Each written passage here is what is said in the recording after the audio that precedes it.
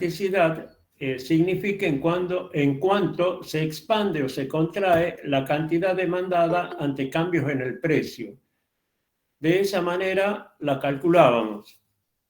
Ahora lo que vamos a ver es la elasticidad cruzada. Es decir, en cuanto impacta el cambio del precio en un bien relacionado con respecto a la cantidad demandada del bien que se complementa o bien lo sustituye. Entonces, la elasticidad cruzada la calculamos de esta forma. En el numerador colocamos delta de Q sub X sobre Q sub X y en el numerador delta de P sub I sobre P sub I. Claramente se ve la cantidad demandada del bien X en cuanto varía y luego el precio del bien Y, que es lo que ocasiona en la cantidad demandada del otro bien. Por eso hablamos de eta, de XY, y esto nos da como resultado, puede ser el resultado o positivo o negativo. Si es positivo, estamos en presencia de lo que se denomina un bien sustituto. Y si es negativa la relación, estamos en presencia de un bien complementario.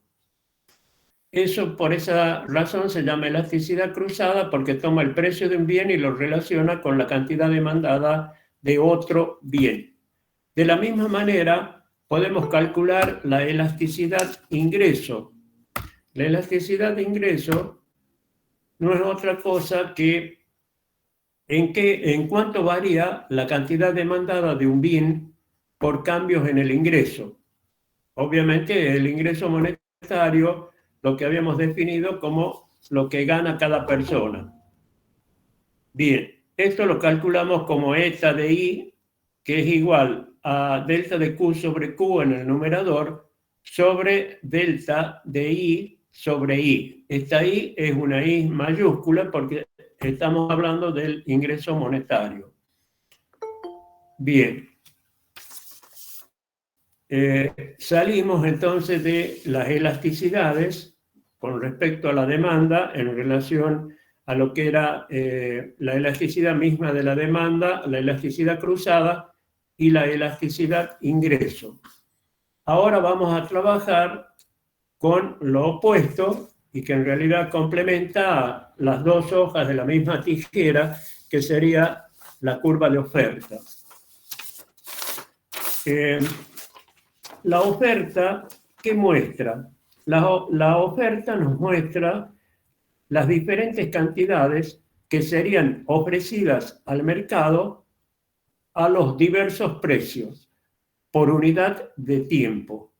Es decir, que en este caso nos situemos del lado de los oferentes, de los empresarios, de los productores, de los vendedores. El precio va a tener una relación directa con nosotros.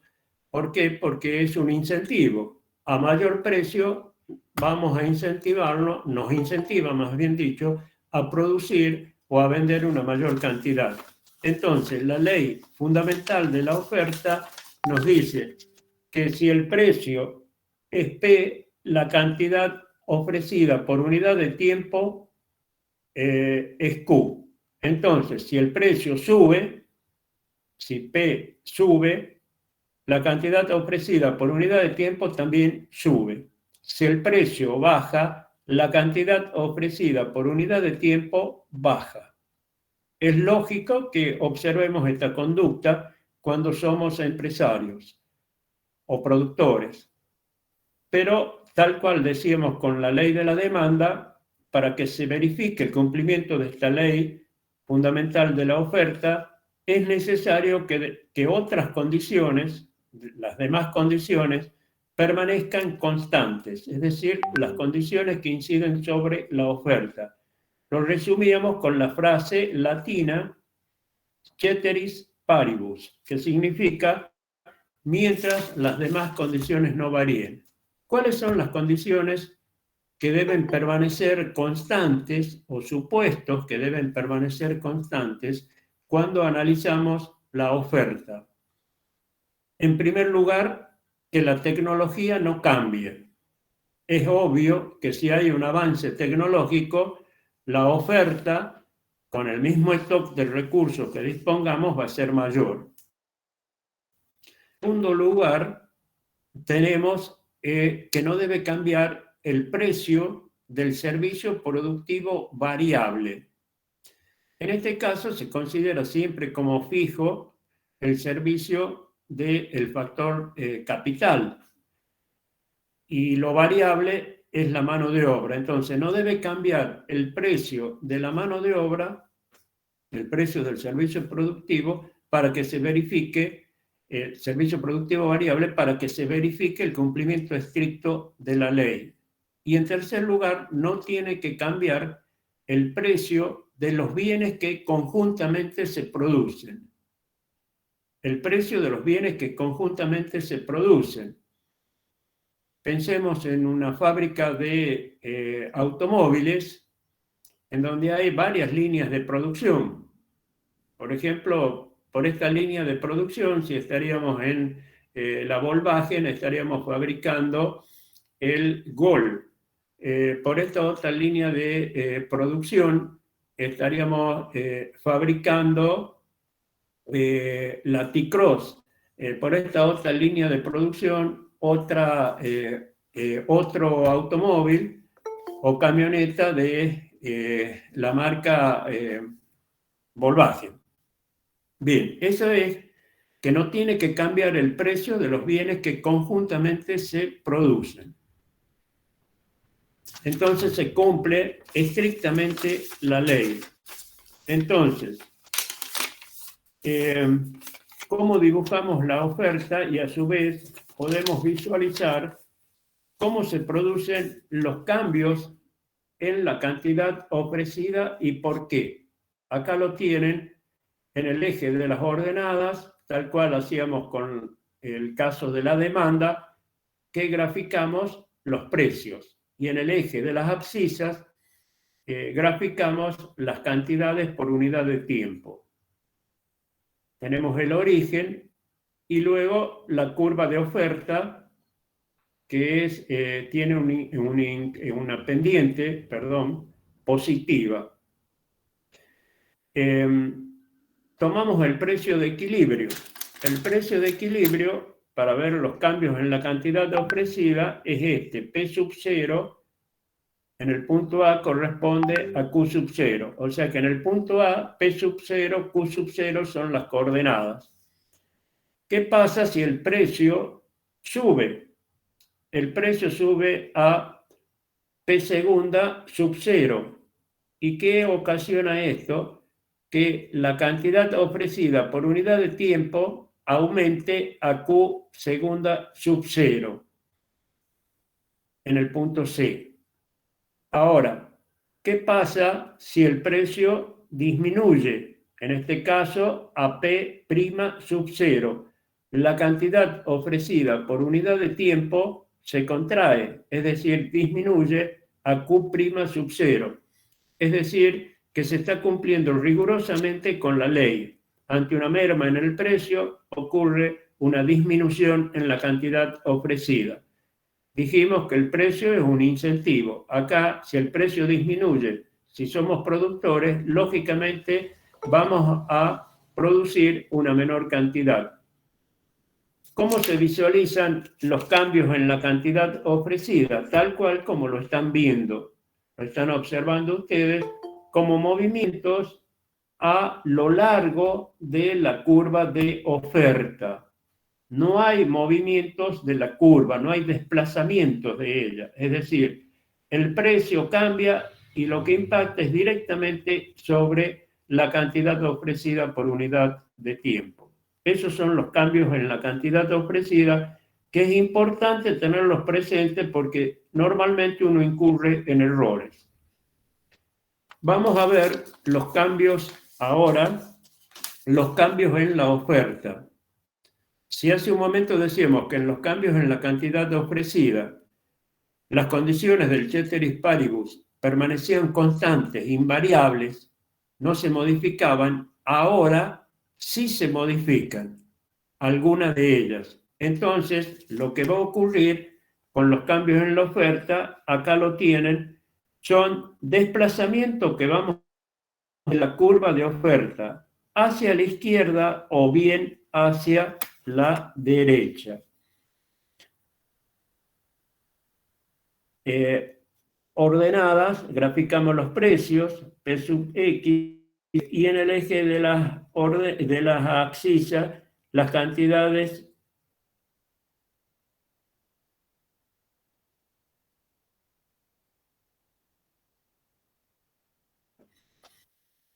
el precio en el origen, que sería la curva del medio, o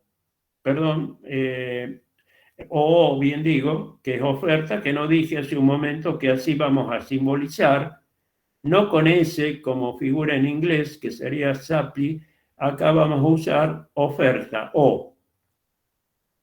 Entonces, partiendo de la oferta original, las coordenadas en este punto, que podría ser un punto A, serían P sub 0, Q sub 0, lo que se va a ofrecer. Ahora, si ocurre un cambio en la tecnología, la oferta se da hacia la derecha. O bien puede ocurrir que el precio de los bienes que se producen conjuntamente de uno de ellos aumente.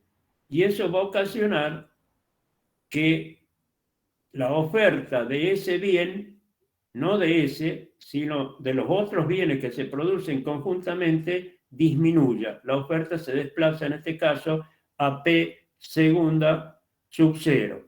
Y acá la oferta cuando aumenta, cuando cambia la tecnología, hay un avance tecnológico con el mismo stock de recursos, producimos una mayor cantidad, por lo tanto la oferta se desplaza acá a O'. También puede ocurrir, partiendo de esta situación de equilibrio, como ahora ocurre, que las paritarias acuerden un aumento en el precio del servicio productivo variable, es decir, en la hora que se paga al personal, que sería en definitiva el salario. Entonces, del stock de recursos que teníamos para comprar mano de obra, para comprar materia prima y para pagar los salarios, al aumentar los salarios quiere decir que vamos a disminuir en parte la compra de materia prima, ya que estamos trabajando, miremos la curva de frontera de posibilidades de producción, estamos trabajando empleando todos los recursos productivos. Por lo tanto, si uno de ellos aumenta su precio, vamos a tener que disminuir la cantidad del otro, es decir, no vamos a comprar materia prima en la cantidad necesaria y esa es la razón por la cual la oferta se desplaza hacia la izquierda contrayéndose. Va a haber una menor oferta. La situación inversa a lo que decíamos recién de un avance tecnológico. Perdón. Vamos con la elasticidad de la oferta.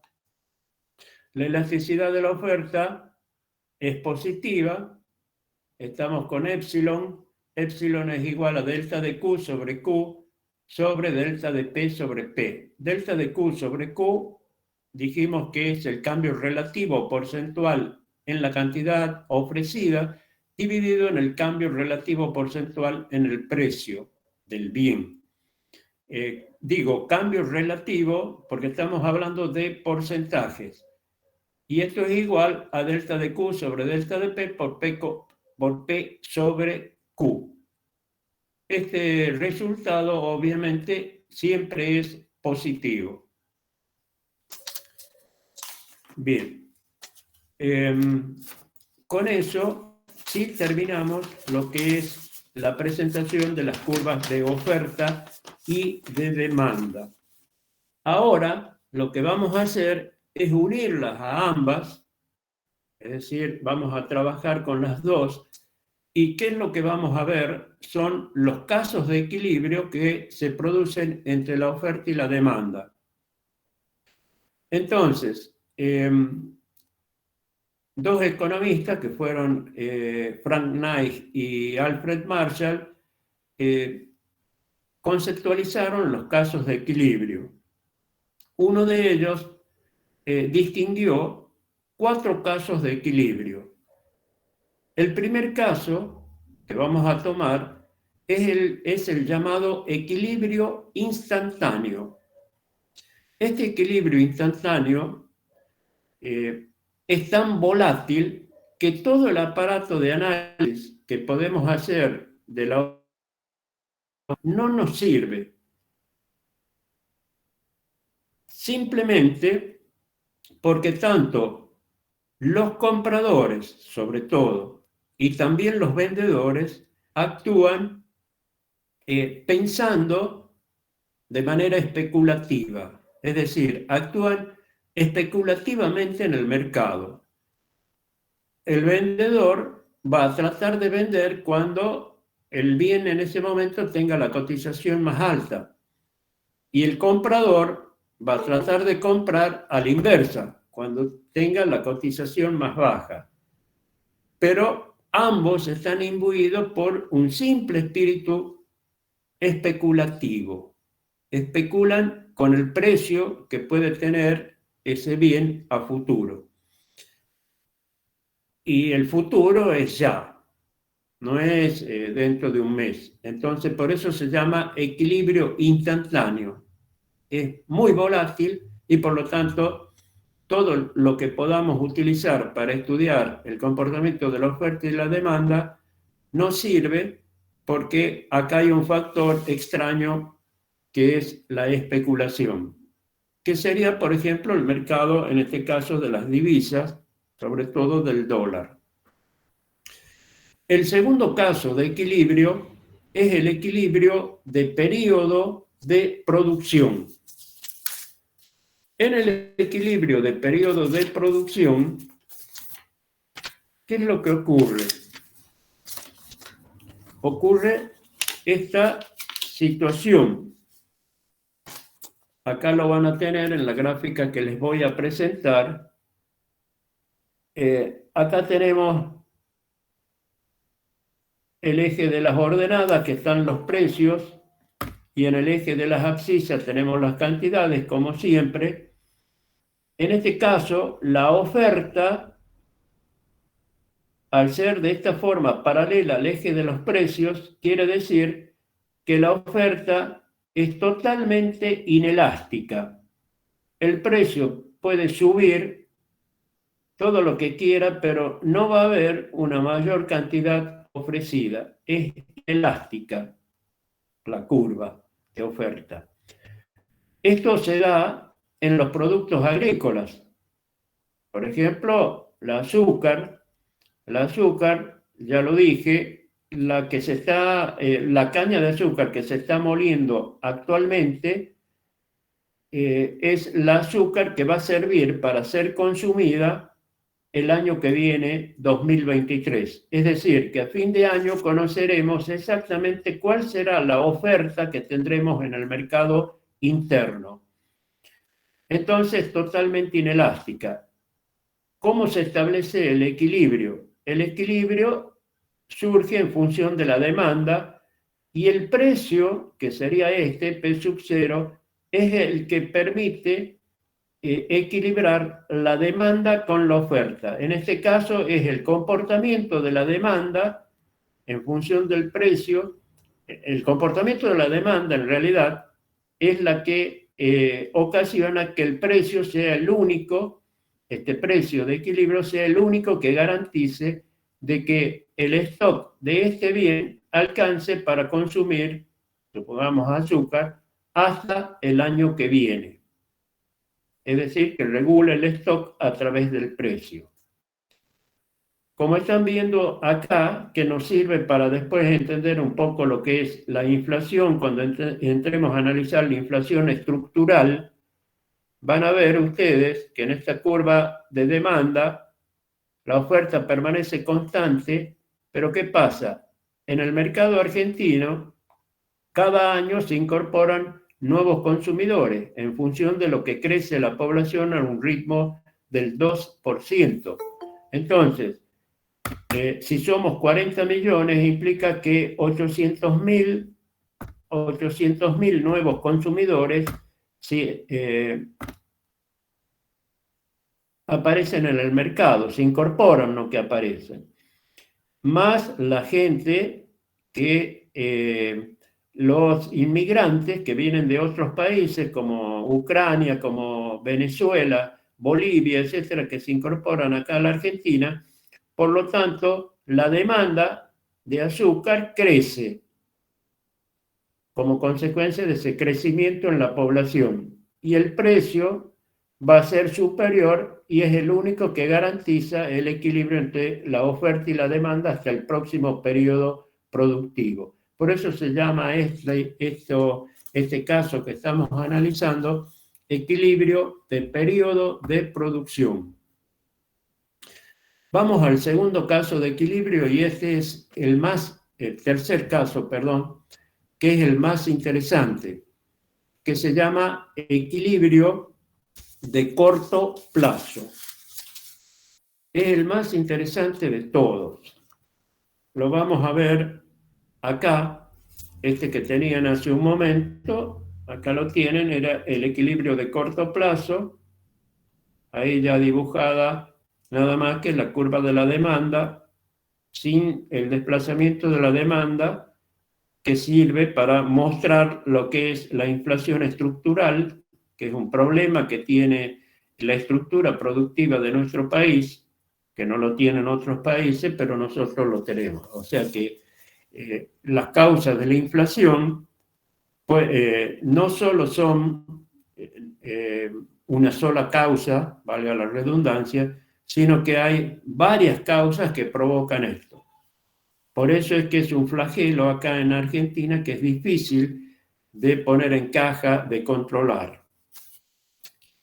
Recuérdense que desde el punto de vista etimológico, economía era derivado de los vocablos oikos y nomos, que significa casa, y nomos era regla o arreglo.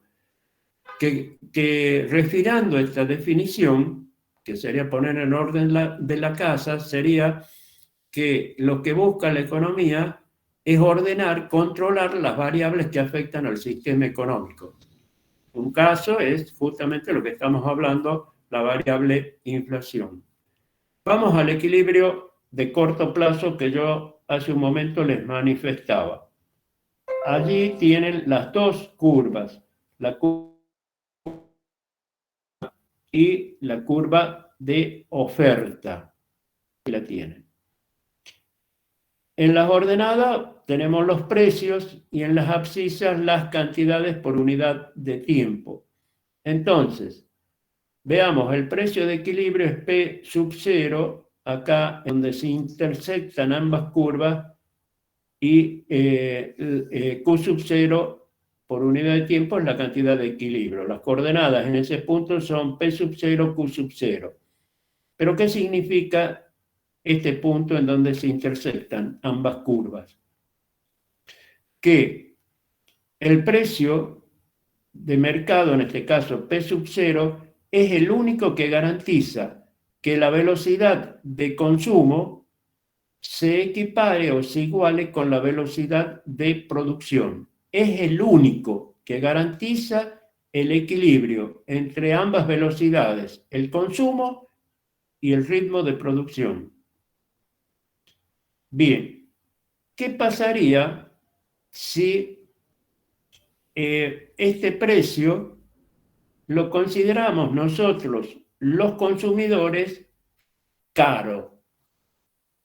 Como hace el gobierno. Entonces salen los llamados precios cuidados, que esos precios cuidados son menores que la cantidad, que el precio de equilibrio, porque decíamos que este precio es caro. Entonces aparece un precio máximo del artículo.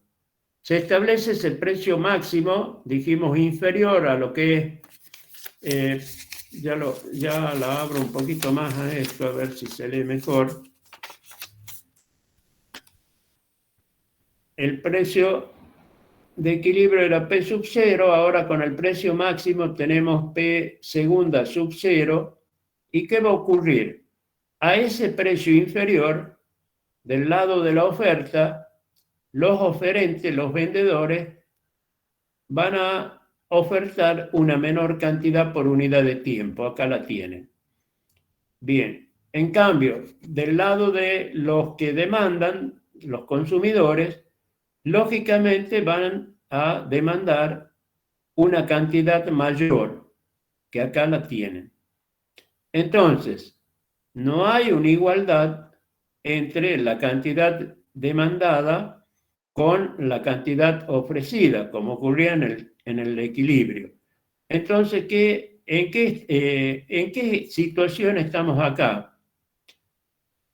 Si esta es a ese precio la cantidad que vamos a ofrecer y esta es la cantidad que nosotros vamos a demandar, quiere decir que estamos en presencia de una escasez.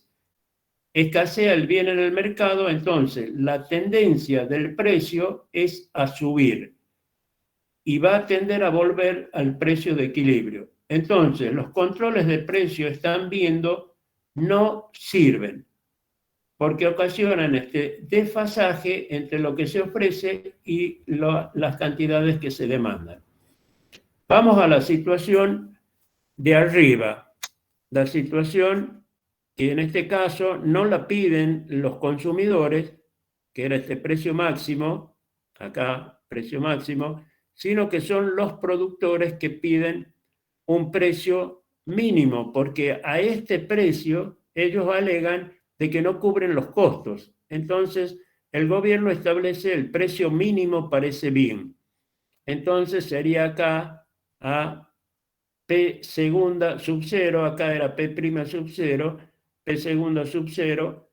Entonces, ¿qué ocurre? A ese mayor precio, obviamente, la oferta del bien, la cantidad ofrecida del bien, la cantidad ofrecida del bien, aquí tenemos la oferta, es mayor. En cambio, acá tenemos la demanda. Para nosotros, los consumidores, si el precio sube, ¿cómo reaccionamos? Demandando una cantidad menor. Por lo tanto, la demanda va a ser Q' sub 0 en este caso. Entonces, si la cantidad demandada es Q' sub 0 y la cantidad ofrecida es mayor, Q segunda sub 0, eso implica que no hay igualdad. ¿Qué pasa en este mercado? La cantidad ofrecida excede a la cantidad demandada, por lo tanto, los productores están en presencia de un exceso de oferta, el mercado, perdón, está en presencia de un exceso de oferta, abundancia de oferta. Entonces, si abunda el bien, la tendencia del precio es a bajar. ¿Y qué va a ocurrir? Se va a volver al precio de equilibrio, que es el único que garantiza que el ritmo de consumo, dije, se equipare con el ritmo de producción en P sub 0, Q sub 0. Por eso se llama equilibrio de largo plazo. Ya ven que los controles de precios, desde el punto de vista de los consumidores, no sirven, como tampoco sirven desde el punto de vista de los productores o empresarios. Vamos al último caso de equilibrio, que es el equilibrio de largo plazo. En el equilibrio de largo plazo, pensemos, si tuviéramos estabilidad en nuestro país, lo ideal para las empresas que producen sería poder planificar lo que produjeron este año en función de sus costos, es decir, de sus recursos, aplicar la misma cantidad para el año que viene, por cuanto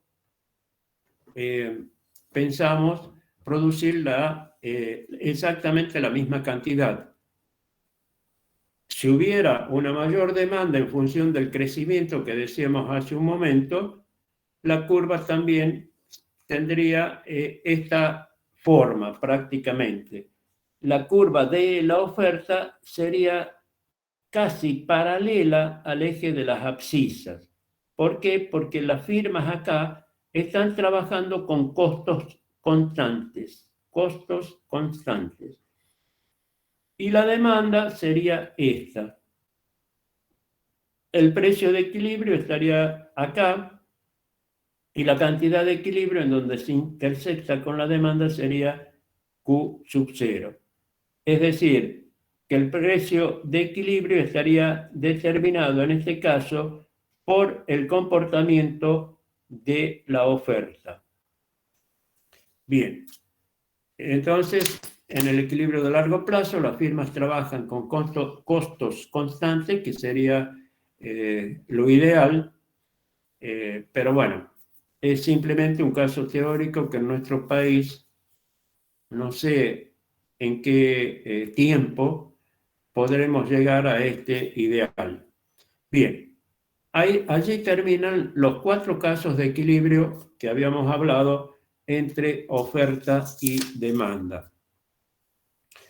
Vamos a ver ahora los sistemas monetarios.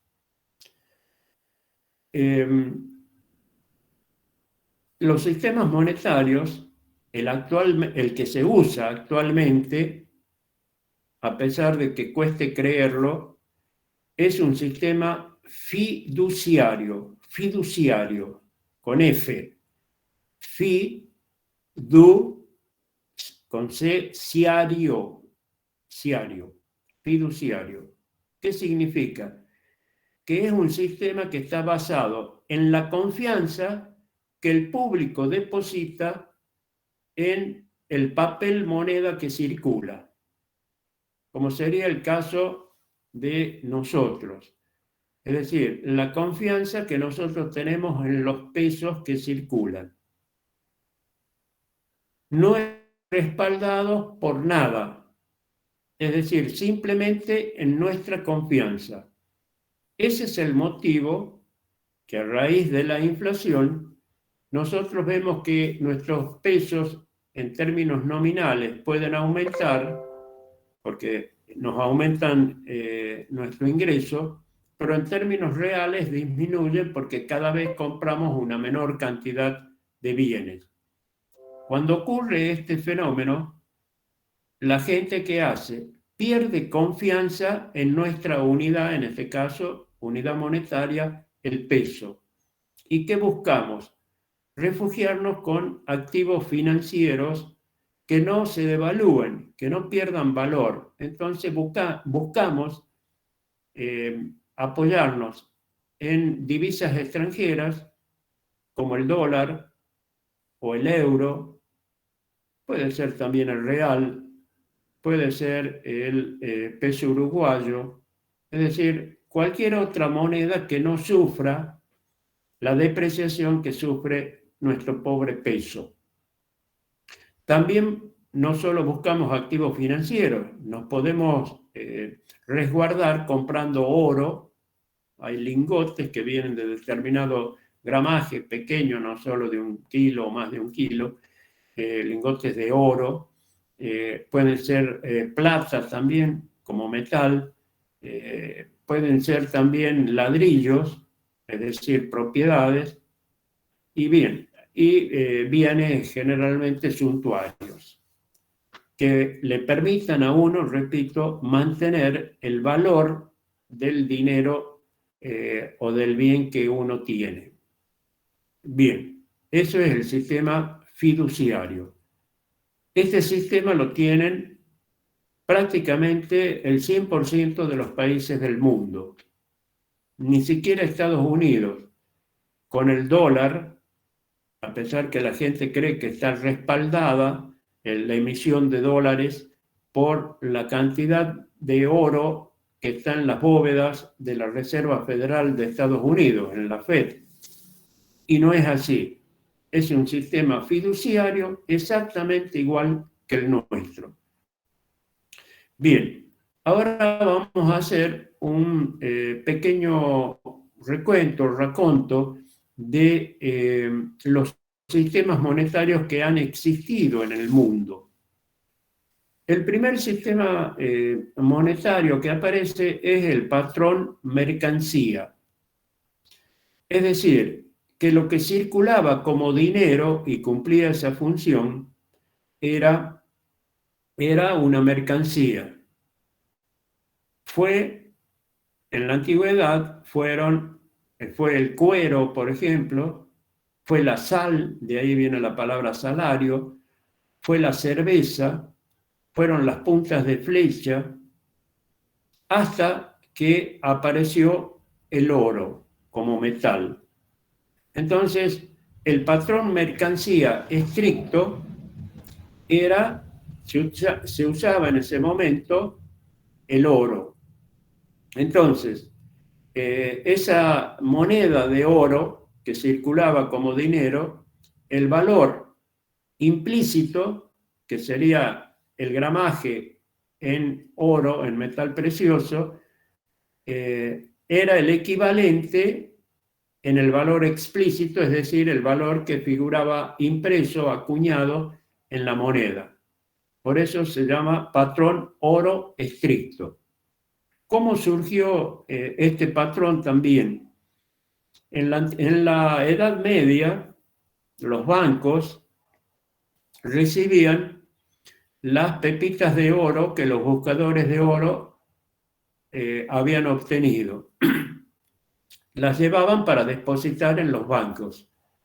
Los bancos, ¿qué hacían? Emitían un certificado de depósito que más o menos decía así, obviamente el nombre del banco, conste por el presente, era un certificado, o se certifica que fulano de tal ha dejado la cantidad de tantos gramos de oro en depósito en este banco. Bien, ¿para qué servía ese certificado de depósito?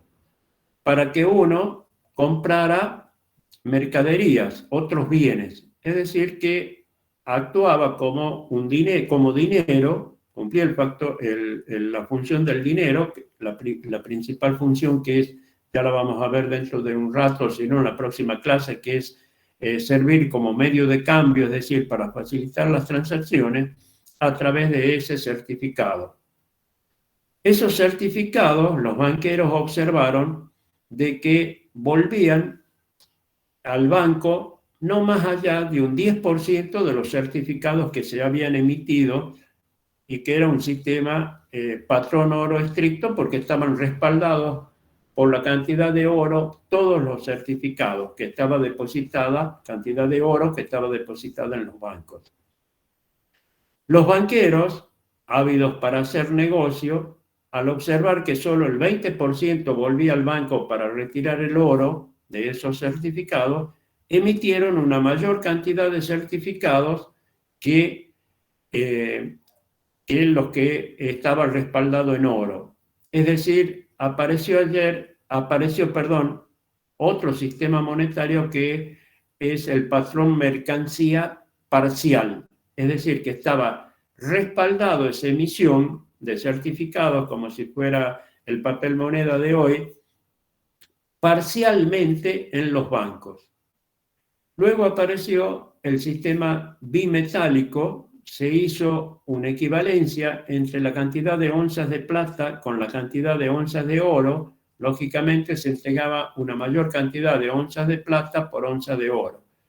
Pero era un sistema bimetálico porque ambos bienes circulaban como dinero en aquella época.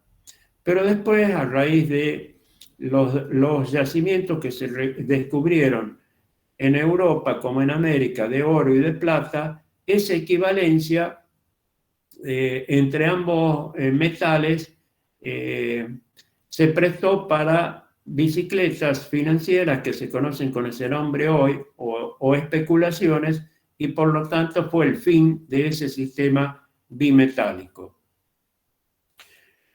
Los sistemas que vinieron después fueron simplemente estos sistemas fiduciarios que, como dije hace un momento, están respaldados en la confianza que la gente deposita en esos papeles pintados que llamamos dinero, que serían los billetes o bien las monedas que circulan.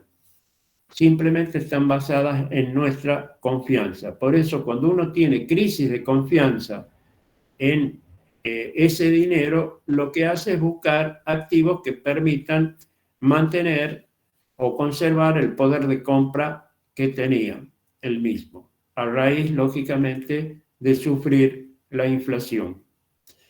Bien. Vamos ahora, para finalizar, con dinero. ¿Qué es el dinero? El dinero es todo aquello que cumple con las funciones del dinero. Uno podría decir que es una definición circular porque hace alusión a lo que trata de definir, pero no lo es en el fondo. Simplemente porque ¿cuáles son las funciones que tiene el dinero? El dinero tiene las siguientes funciones.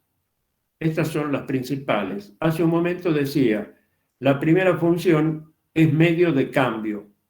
Significa que el dinero sirve como medio para realizar transacciones. Cambiamos un bien por otro. Dijimos que el dinero es un bien y lo cambiamos por otro. Recordemos que cuando hablábamos de los precios absolutos, decíamos que un precio absoluto expresa la razón de cambio entre un bien por dinero. Por ejemplo, un café en nuestra facultad, un pocillo de café o de un cortadito, tenemos que entregar 130 pesos para obtener a cambio ese otro bien que es el café. Bien, es decir, ahí actúa el dinero como medio de cambio. Además, el dinero permite homogeneizar todo aquello que es homogéneo, todo aquello que es heterogéneo. Piensen en un sistema de trueque. ¿Cómo haríamos para establecer las equivalencias entre los diferentes bienes? Y luego tendremos que buscar cómo tiene que haber una coincidencia entre lo que yo precise y lo que precise el productor para que podamos intercambiar los bienes, que serían a través de un precio, 2 vacas valen un celular, por decir un tipo de precio en un mercado de trueque.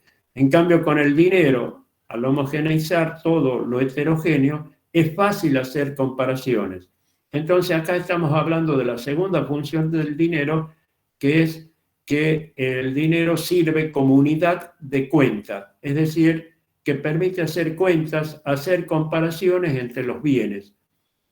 Por ejemplo, si uno fuera un productor de papa, por ejemplo, de la zona de Concepción, que es una buena tierra para este tipo de tubérculos, la producción de papa la podríamos vender acá internamente en el mercado de Tucumán, pero también podríamos pensar, ya que estamos en Concepción, estamos relativamente cerca de Catamarca, ver cuánto nos pagan por el kilo de papa en Catamarca.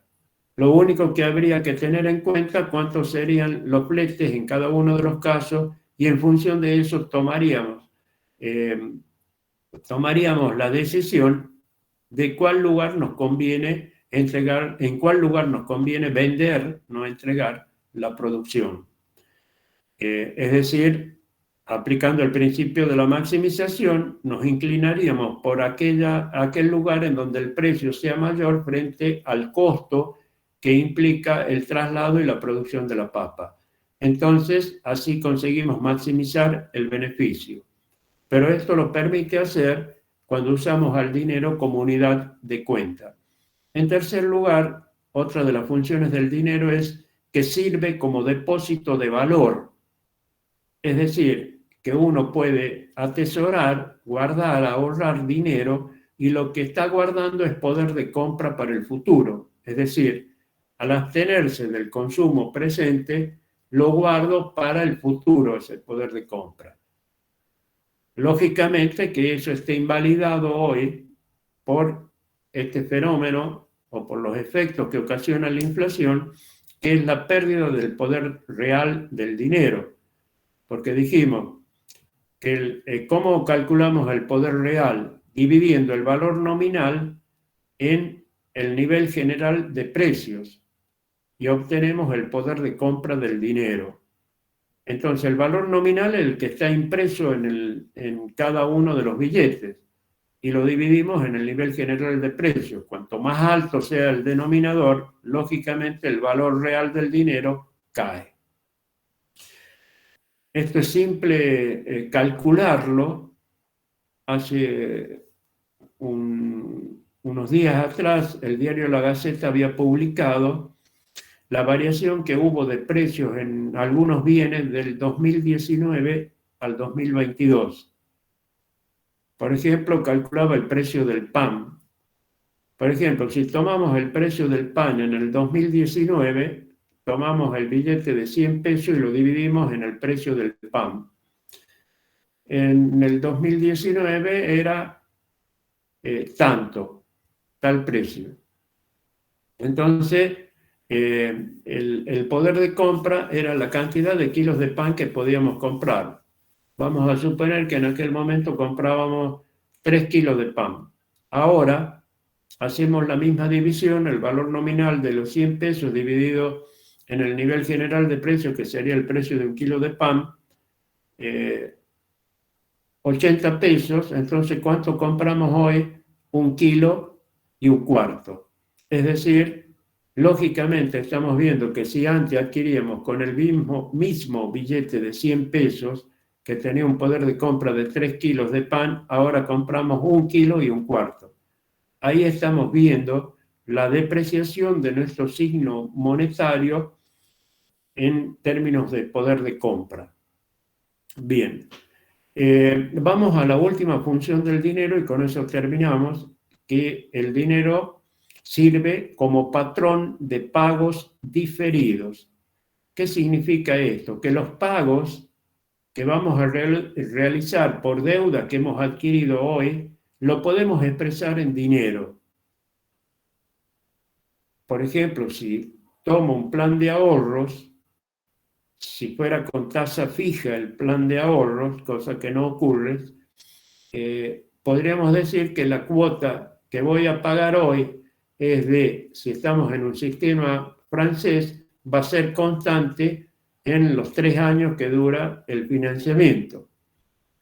O bien va a ser decreciente si tomamos un sistema alemán, las primeras cuotas son mayores que las últimas cuotas en el caso de la financiación que tomemos. Bien, pero en definitiva que el dinero sirve como un patrón de medida para expresar los pagos que se van a realizar en el futuro. Bien, con eso terminamos la parte, no todo lo que corresponde ver de dinero, pero hemos avanzado bastante.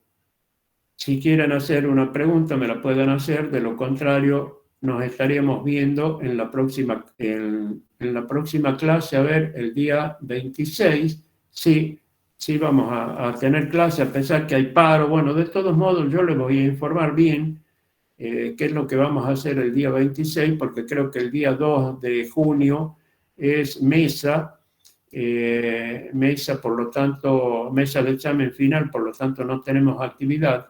La semana siguiente tenemos la semana de la ingeniería, en donde tampoco vamos a tener actividad, a los efectos de que tanto ustedes como yo asistamos a las reuniones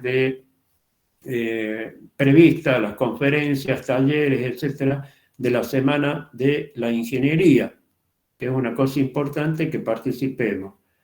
Recordemos además que a partir del 30 de mayo volvemos a la presencialidad plena, cuidada, o en definitiva ya las clases las tendremos a partir del 2, a partir del 9, sería del 16 de junio, ya de manera presencial en el aula.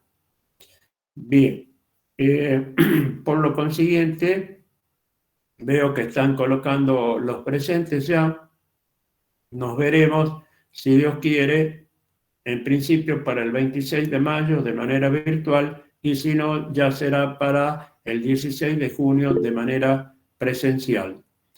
En la segunda quincena, es decir, alrededor del 23 de junio, si no me equivoco, estaríamos ya en condiciones de tener el primer parcial de la materia, que incluye que incluiría todos los temas que vamos viendo desde la primera clase, que es la introducción al conocimiento económico, hasta lo que hemos visto en esta clase y lo que nos falta ver en la próxima clase, que creo que allí llegaríamos a la finalización de lo que está previsto para este cuatrimestre en esta materia anual. Bien. No habiendo para más. ¿Sí, Misael? ¿O no? Bueno, que tengan unas buenas noches. Buenas noches. Nos vemos. Hasta luego. Buenas noches, profe. Bien.